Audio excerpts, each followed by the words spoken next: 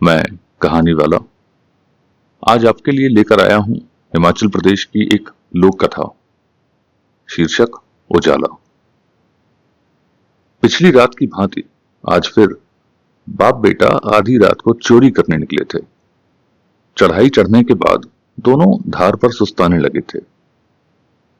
सामने धार के छोर पर एक घर को प्रकाश से जगमगाते देखकर 13 वर्षीय बेटे ने हैरानी से कुछ धीरे से अपने पिता से कहा, पिताजी, ये तो वही घर है ना जहां हमने पिछली रात चोरी की थी? हाँ, वही घर है।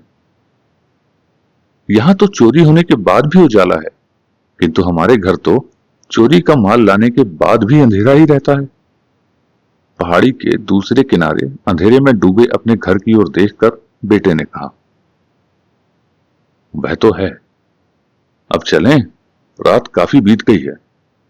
अंधेरे अंधेरे ही हमें अपने घर भी लौटना है।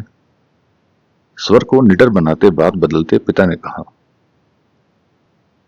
पर पिताजी, अगर चोरी करने के बाद भी घर में अंधेरा ही रहे तो चोरी क्यों की जाए? नहीं पिताजी, मैं चोरी नहीं करूंगा।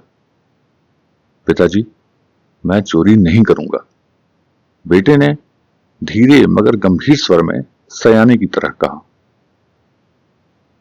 बेटे ने हाथ में पकड़ा चोरी का सामान फेंक दिया और तेज तेज घर की ओर चढ़ाई उतरने लगा। कुछ क्षण पिता हक्का बक्का रह गया था।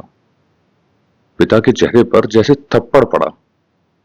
हवा के तेज झोंके से वह सिहर उठा।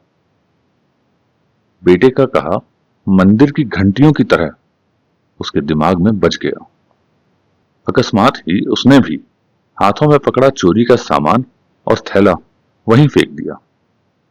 अंधेरे से उजाले की ओर निकलने के दृढ़ संकल्प के साथ अब वह भी चढ़ाई उतरने लगा। धार के उस पार से चांद झांकने लगा था।